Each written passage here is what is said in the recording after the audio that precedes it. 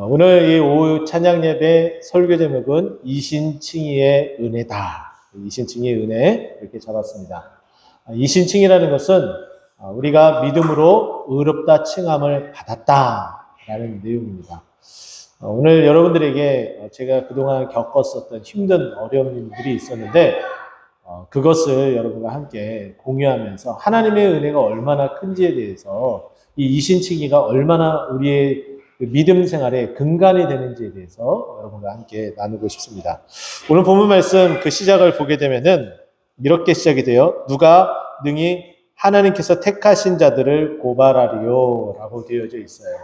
여기 보면은 누가 고발을 했다라는 게 팩트고요. 두 번째는 그 고발 대상자가 누구였냐라는 거예요. 고발 대상자는 누구냐면은 하나님이 택한 자다 이렇게 시작을 합니다.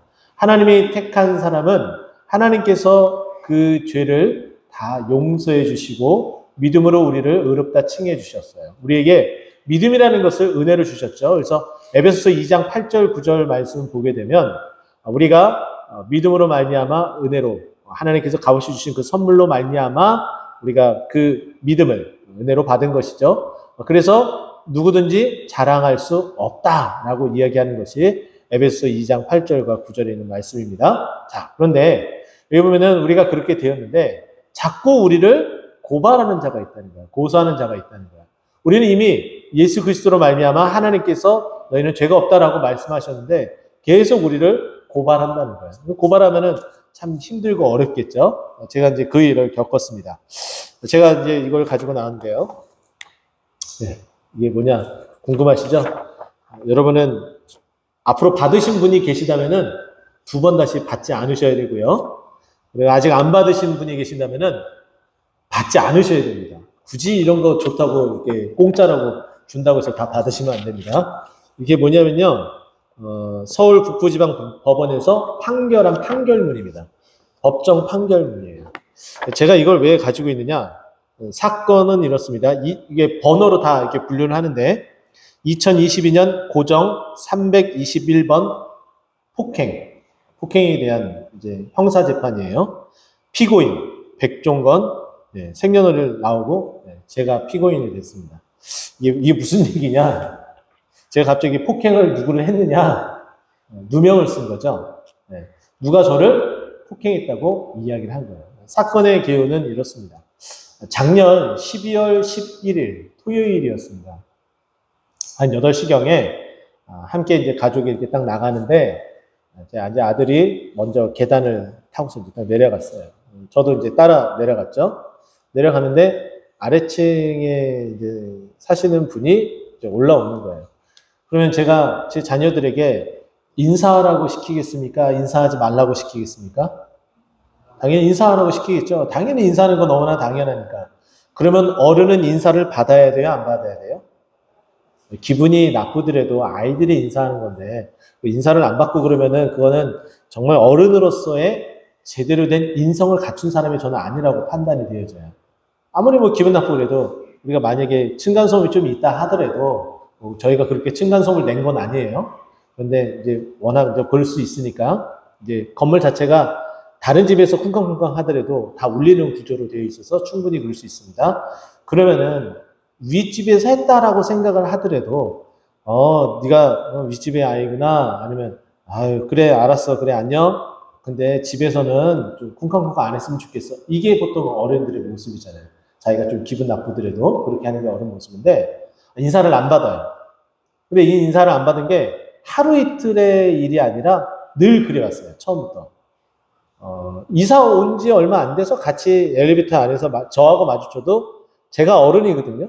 그리고 다른 어른들도 서로 만나면 인사하고 안녕하세요 이렇게 엘리베이터 안에서 인사를 하고 하는데 인사를 한 번도 받지도 않고 한 번도 안 해요.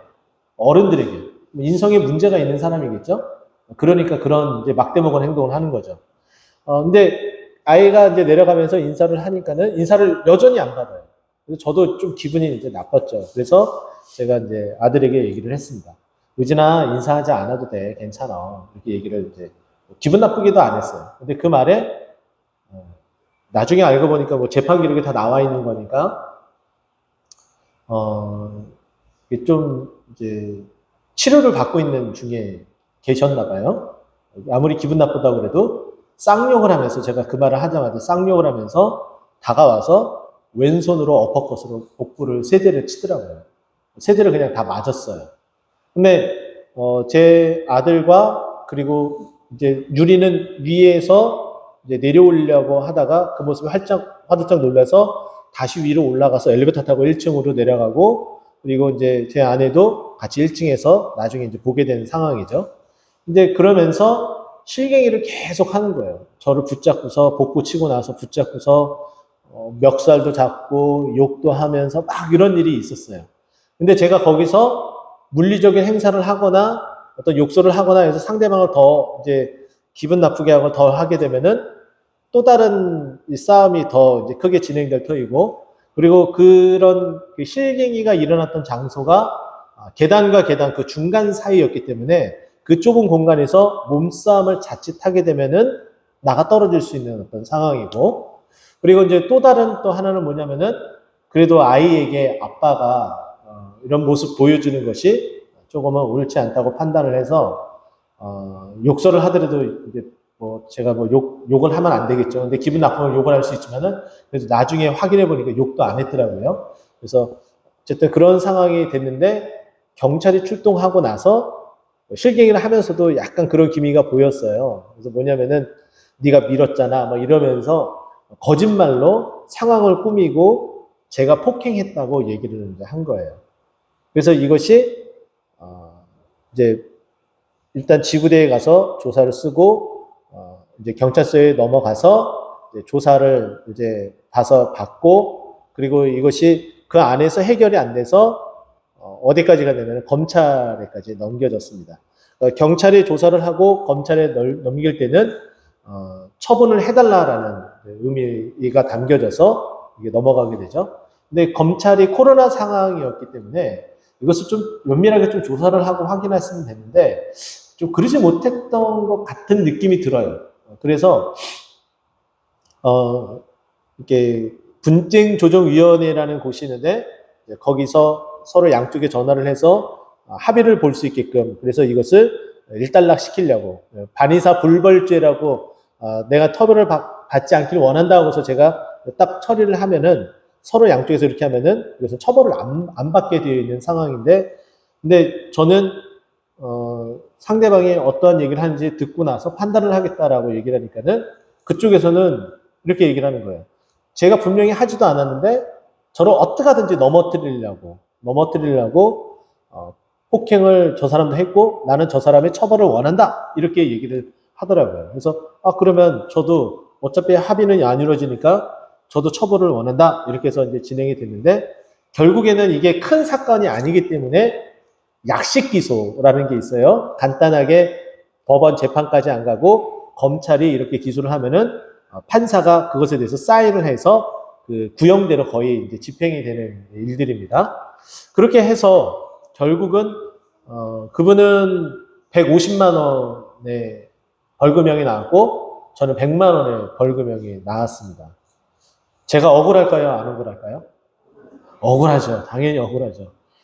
정말 이 사단이 우리에게 이렇게 정죄하면은 우리는 억울해요? 안 억울해요?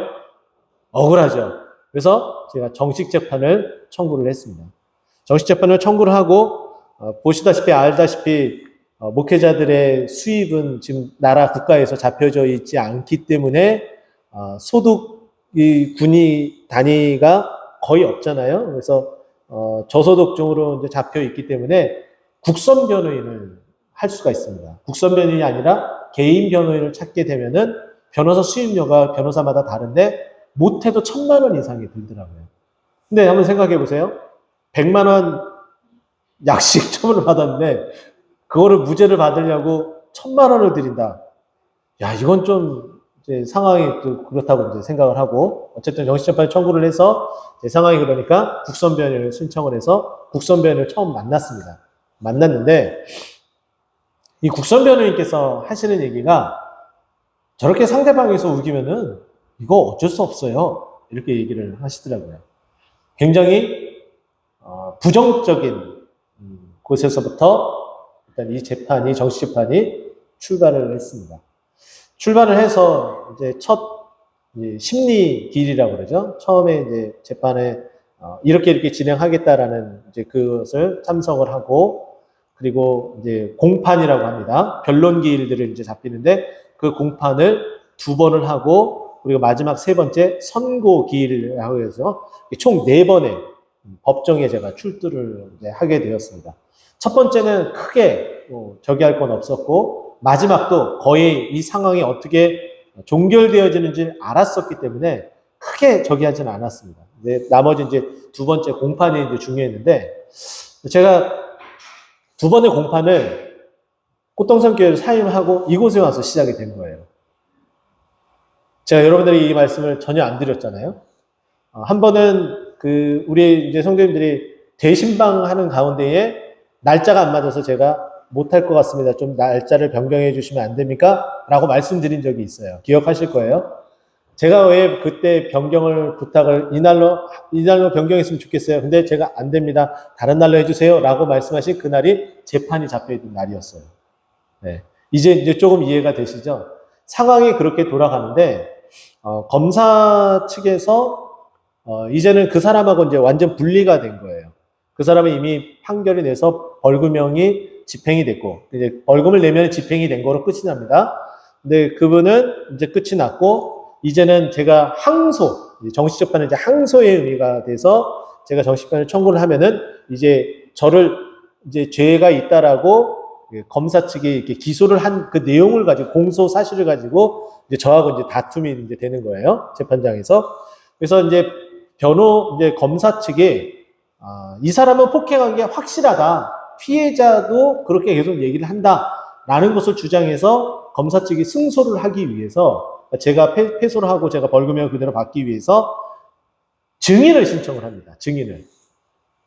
그래서 제가 증인을 신청하길래 여기에 무릎 꿇고 앉아서 정말 많이 기도했습니다. 어떻게 기도했느냐? 분명히 거짓말로 폭행을 당했다고 했기 때문에, 그리고 시간이 점점 지나면서 거짓말하는 사람은 그 거짓말이 내가 어떻게 했는지 기억을 못하면은 또 다른 거짓말을 할 것이 분명하고, 그렇지 않으면 자기도 모르게 사실을 말하게 될 터인데, 증인으로 출석을 안 하면은 이게 아무것도 안 되잖아요. 그죠? 정말 간절히 기도하면서 제발 증인으로 나오게 하여 주시옵소서라고 기도했고, 또 하나는 시편 3편 7절 말씀을 통해서 또 기도했는데, 악인의 일을 부러뜨려 주시옵소서. 제가 이제 그렇게 이제 기도를 했습니다. 저 거짓으로 말하는 저 말들을 다 꺾어 주시옵소서라고 기도를 했어요.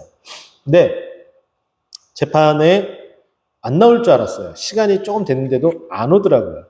근데 증인이 도착했다라고 얘기를 하고, 그 증인이 아래층 남자가 같은 공간에 저하고 있기가 싫다. 그래서 저는 커튼 뒤로 들어가서 이제 그 헤드폰으로 어떻게 증인하는지 다 듣게 됐습니다. 딱 듣는데 옳거니 잘 왔다 이런 생각이 이제 딱 들었고, 그리고 이제 검사 측, 변호사 측 질문을 하는데 서서히 거짓말을 하기 시작을 하더라고요. 그래서 잘 됐다. 근데 그것을 이 증인으로서 이 사람은 몰라요. 본인이 뭘 말을 했는지, 뭐가 자기한테 불리하게 증언됐는지 모르고 있는 거예요. 왜냐하면 자기는 어쨌든 저를 이렇게 음해하려고 한 거니까. 근데 변호사인 분, 이제 국선 변호인 변호사님하고 저는 안에서 들으면서 아차, 이제 잡았다. 이제 상황이 이제 역전됐다. 라고 생각을 딱 했죠. 근데 저하고 국선 변호인만 그렇게 생각한 것이 아니라 그 사람이 질문하고 대답하는 것을 검사 측도 수사 기록, 재판 기록을 쭉 봤을 거 아니에요. 그러면 이 사람이 말을 지금 잘못하고 있구나. 그게 감지가 되잖아요. 그래서 검사가 너무나 또 감사하게도 거기서 그냥 끝나면은 바로 선고기일로 넘어가는데, 너무나 신기하게도 그 사람, 그 아래층 사람 부인을 증인으로 또 신청을 한 거예요. 어떻게 재판이 이렇게 돌아갈 수 있을까? 그러면 저 같으면은, 제가 만약에 그런 상황이라면은 저는 그렇게 할 것 같아요. 제가 경찰서에 또 지구대에서 진술을 썼기 때문에 그거대로 얘기를 하세요. 제가 바쁜데 왜 그렇게 나가야 되나요? 그렇게 해도 뭐 충분하지 않아요? 제가 더 이상 그 이상 말할 필요가 있나요? 저는 그렇게 하고 안 나갔을 텐데 나온 것이 감사한데 그 부인도 나오게 된 거예요. 신기하죠? 근데 그 부인은 사건이 벌어지고 나서 말리려고 내려온 거예요. 소리가 이제 고성이 계속 나니까. 근데 제가 아까 말씀드렸던 것처럼 실갱이를 막 할 때에 저는 손 하나 까딱 안 대고 그냥 이렇게 그냥 있었고 그 사람 멱살을 잡고 계속 하니까는 아내가 중간에 이제 그 사람 아내가 중간에 껴서 노라고 이렇게 얘기를 해요. 그러면 이것이 만약에 녹음이 되어졌다. 그러면 저한테 노라고 얘기를 하겠어요? 아니죠. 상황을 잘 들어보면은 자기 남편에게 얘기를 한 거잖아요. 아저씨 노세요! 이렇게 얘기를 하지 저한테 노라고 이렇게는 얘기하지 않을 거 아니에요. 그러니까 저는 손 하나 까딱 안 하는 것이 그 음성 파일이 있다면 당연히 이렇게 되는데 그 상황을 제 아내가 지혜롭게 기치 있게 녹음을 해서 나중에 맞아 녹음했지 해서 나중에 발견해서 그걸 증거물로 제출하면서 상황이 완전히 뒤바뀌었습니다. 근데 그 다음 공판, 두 번째 공판에 그 아래층 남자의 부인이 딱 이제 동일하게 증인석에 앉았죠. 증인석에 앉았는데 거짓말을 할까요, 안 할까요? 하죠. 당연히 없는 말을 하죠. 근데 너무나 재미있는 것은 재판하신 그 재판장께서 이제 변호사님이 딱 그러시는 거예요. 당시 출동한 경찰관을 증인으로 출석을 했으면 좋겠습니다라고 얘기를 해요. 왜냐면 우리가 이제 수사 기록을 보니까 출동보고서라는 걸 쓰잖아요. 경찰들은 출동보고서를 이렇게 쓰는데 거기에 나와 있는 내용과 금방 거짓말을 하고 있는 그 아래층 남자의 부인이 경찰이 출동해서 당시의 상황을 서로 다르게 얘기를 하고 있는 거예요. 그러면 경찰이 거짓말을 해요? 누가 이 증인으로 나온 이 여자분이 거짓말하는 거예요? 당연히 경찰은 거짓말을 안 하죠. 출동 조사를 그대로 쓰니까. 그래서 그것이 이제 알고 있어서 우리는 이제 국선 변호인께서 바로 경찰을 보고서 증인을 출석하기를 원합니다. 딱 얘기하니까는 재판관이 뭐라고 얘기를 했냐면은 경찰관을 증인으로 출석하지 않아도 됩니다. 보고서에 이미 그렇게 되어져 있기 때문에 이것으로 충분합니다. 딱 얘기를 하는 거예요. 뭐 여기만 들으면 이미 선고는 다름이 없죠. 이미 끝났죠.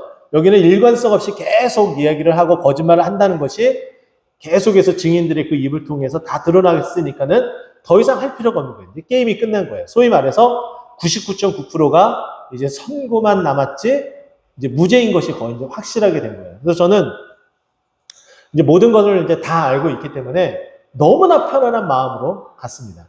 오늘 본문하고 똑같아요. 자, 보세요. 33절. 갑자기 재판 갔다가 본문 갔다가 정신이 하나도 없죠. 자, 33절 보세요. 의롭다 하신 이는 지금 어떻게 된 거예요?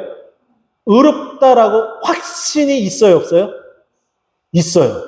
그럼 두려울 게 있어요, 없어요? 없어요. 두려울 게 하나도 없어요. 한 개도 없어요. 이미 무죄인 것을 너무나 잘 알고 있어요. 그렇게 했기 때문에. 자, 그런데 지금 계속 어떻게 한다는 거예요? 정죄한다. 여기에 정죄한다라는 이 단어를 동사를 살펴보게 되면은 어떤 단어를 사용하고 있느냐? 자, 누가 능히 택하신 자들을 고발하리오라고 되어져 있죠.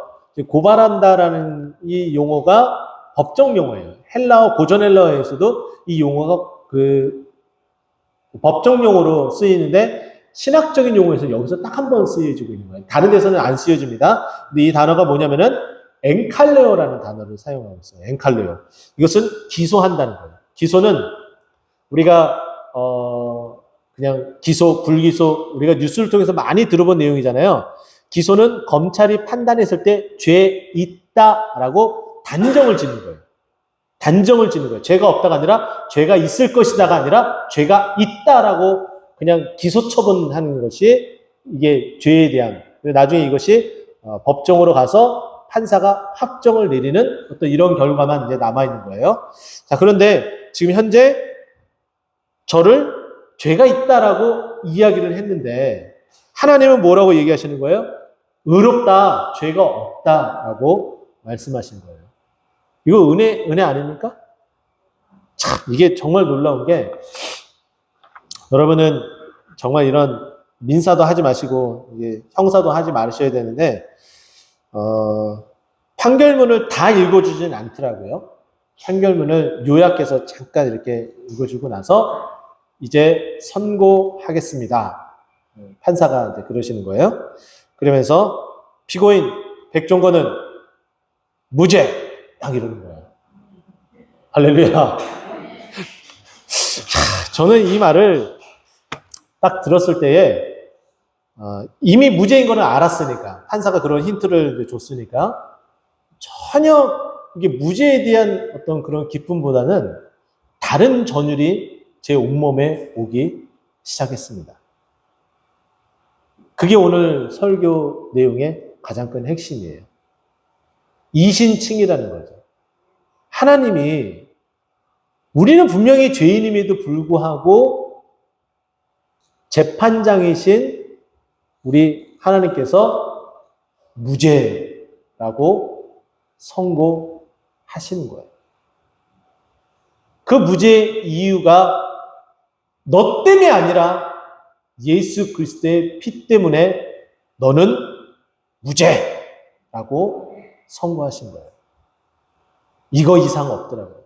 저는 그 말을 듣는 순간 정말 우리 하나님이, 우리 예수 그리스도가 우리의 죄과를 없애기 위해서 그 피를 흘리셨다는 것, 그것이 얼마나 큰지, 정말 이 한마디를 듣기 위해서 그렇게 몸소리치면서 있었던 그 시간들, 정말 이거, 이 한 줄, 정말 이 아주 짤막한 피고인 백종건 무죄라는 이 말을 듣기 위해서 정말 무릎 꿇고 눈물을 흘리면서 기도했었던 그 시간들, 이건 아무것도 아니구나. 와, 정말 이 무죄가 정말 이렇게 큰 것일 줄은 저는 재판을 하기 전에는 더 깊이 있게 깨닫지 못했는데, 이 재판을 이렇게 서서 정말 재판장에게 그 선고를 듣는 그 순간은 정말 말로 형용할 수 없을 정도였습니다. 그렇다고 저와 같은 감흥을 느끼기 위해서 일부러 형사사건을 만들고 재판장에 서고 그러지는 마세요. 그럴 일도 없지만은 정말 그래서는 안 됩니다. 정말 이 무죄가 정말 어마어마하게 큰 거구나. 사람의 그 속을 다 뒤집어 놓고 정말 억울하다고 수없이 외쳐보기도 했지만은 내 스스로는 아무리 무죄라고 외치고 또 외쳐도 돌아오는 거는 메아리쳐 오는 죄악밖에 없다는 것에 정말 소스라치게 놀랄 수밖에 없었는데, 그런데 결국은 우리 주님께서 이 일을 행하시고 무죄라고 하시니까 모든 이 응어리였던 게 다 씻겨져 나가더라고요.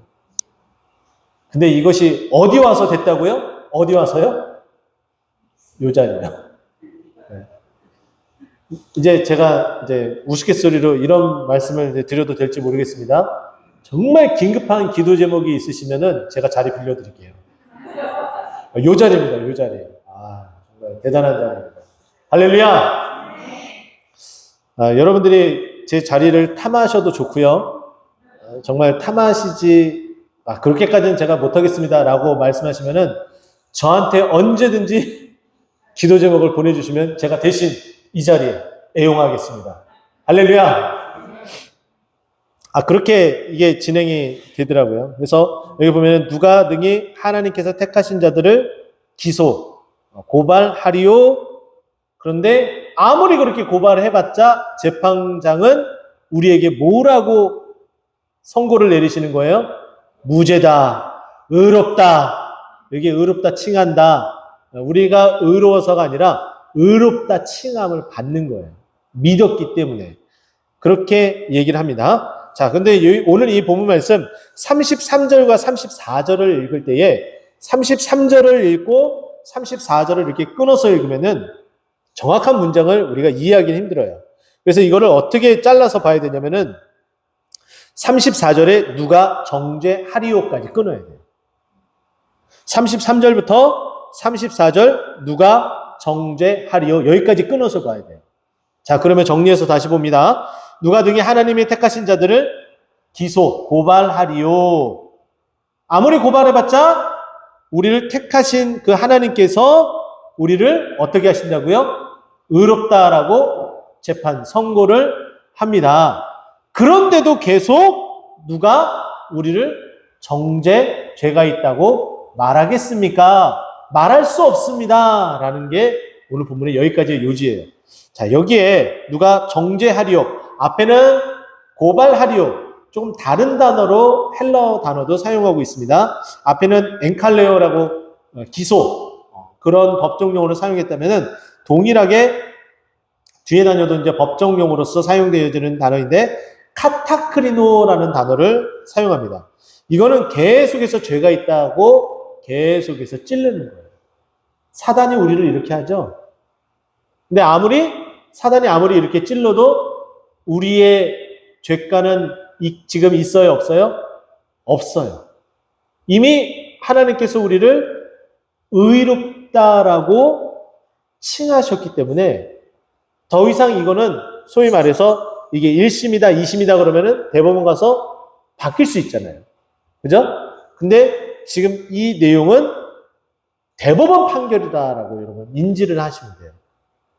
내가 어떻게 33절에 의롭다 하신다라고 이 칭하는 이 선고가 최종 3심 대법원 판결이다라고 보시면 돼요. 그러면 뒤집혀요, 안 뒤집혀요? 뒤집힐 수 없다는 거예요. 재론할 수 없다는 거예요. 그래서 여기 보면 누가 정죄하냐? 정죄할 수 없다라고 이야기합니다. 그러면 이와 같은 일을 만드신 이는 누구라고 했어요? 의롭다 칭하신 이는 누구라고 그랬어요? 하나님. 근데 이렇게 의롭다 칭할 수 있도록 하나님이 우리를 어떻게 하셨다고 그랬어요?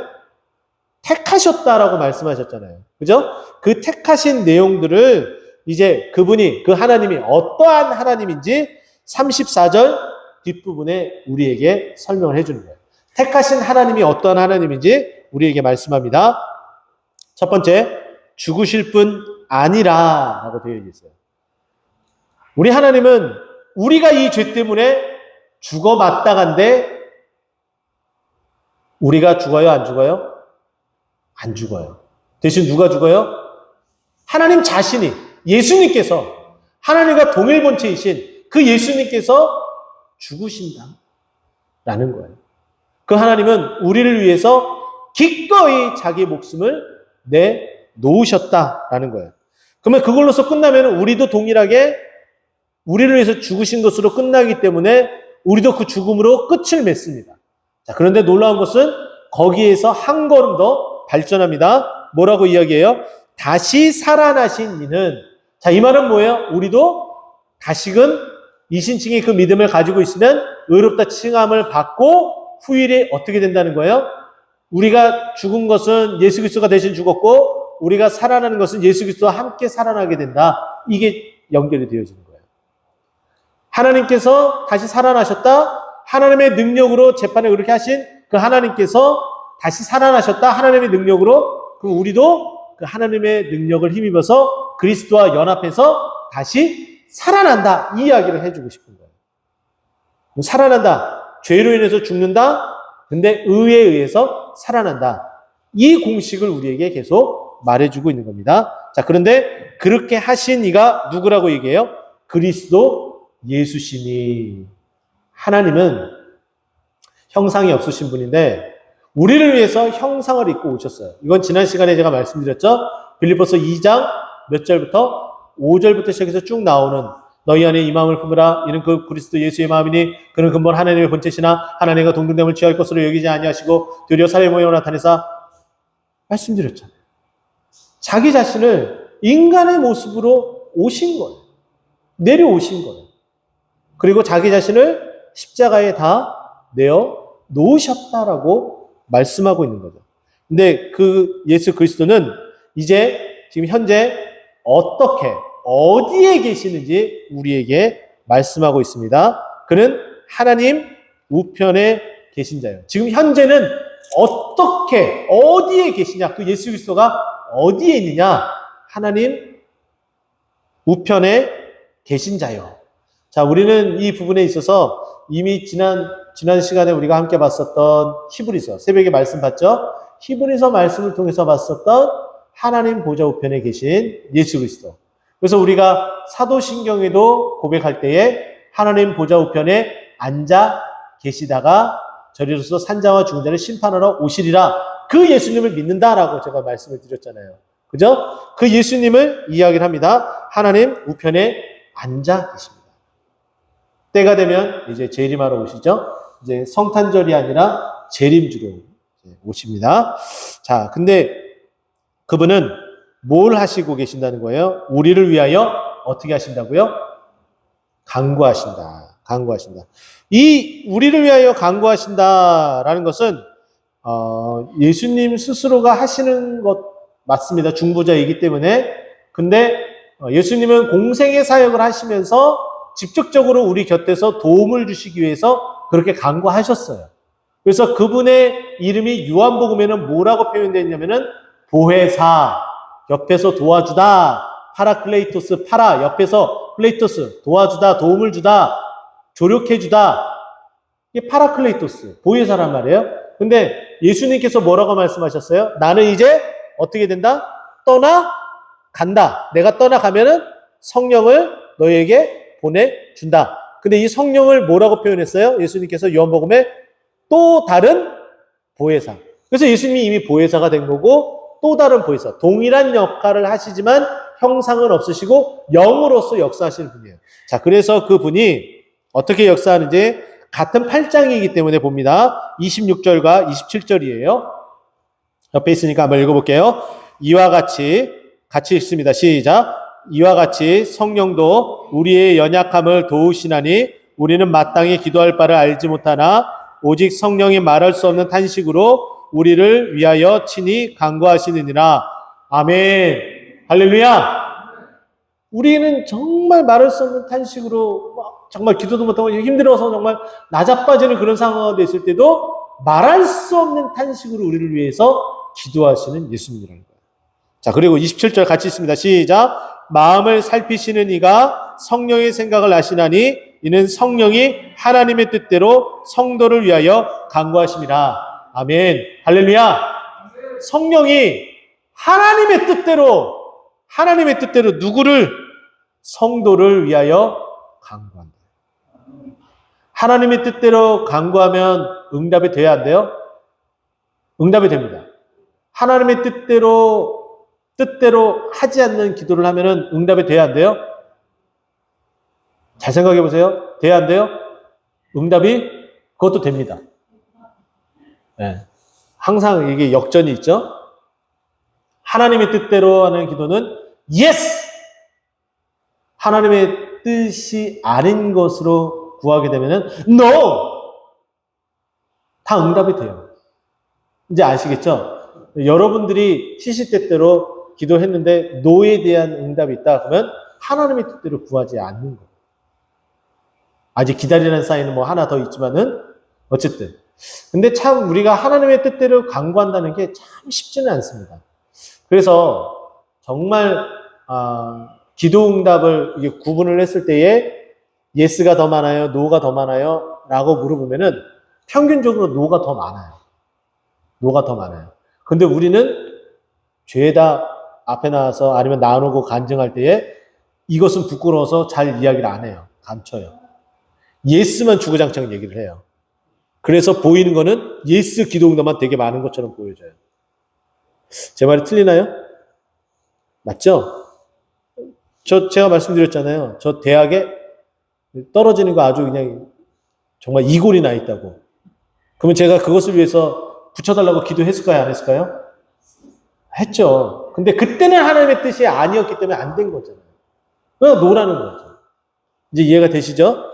자, 성령이 우리를 위해서 간구하시는데 그 간구하시는 분은 우리 예수님이기 때문에 예수님도 우리를 위하여 간구하시는 자신이라. 성령님과 동일한 역할을 하시니까. 그 얘기를 이렇게 해주고 있습니다. 자, 이제 말씀을 이제 마무리하도록 합니다. 다른 어떤 것보다도, 우리가 죄인인 것을 우리가 인정할 때 우리는 비로소 그분 앞에 나올 수 있고, 그분 앞에 은혜를 간구할 수 있고, 또 그분 앞에 그 은혜로 살아갈 수가 있습니다. 그분 앞에 또 그 은혜로 설 수가 있게 됩니다. 그러나 우리가 죄인된 모습으로 그대로 서게 되면 도저히 하나님 앞에 설 수도 없습니다. 계속해서 그러나 사단은 우리를 고소를 하고 우리의 죄가를 자꾸 들춰내려고 합니다. 하지만은 예수 그리스도의 그 십자가의 한 번의 그 피 흘리심은 앞으로 우리가 어떠한 죄를 질지라도 다 용서하는 힘이 있는 그 그리스도의 피인 줄 여러분 믿으시기 바랍니다. 근데 그 피를 믿게 되는 것, 그 믿음은 결국은 우리에게 약속하신 의롭다 선고하시는 재판장이신 그 하나님께서 우리를 의롭다 칭하시고 그 은혜가 우리의 온 영역 그 삶에 미치는 줄 믿으시기 바랍니다. 어떠한 일이 있을지라도 우리는 주님의 그 이신칭이 우리를 의롭다 하신 그 은혜를 늘 마음속에 간직하고 그 은혜의 바다에 헤엄쳐 나가도록 계속해서 믿음으로 행진할 수 있도록 하시기 바랍니다. 기도하겠습니다.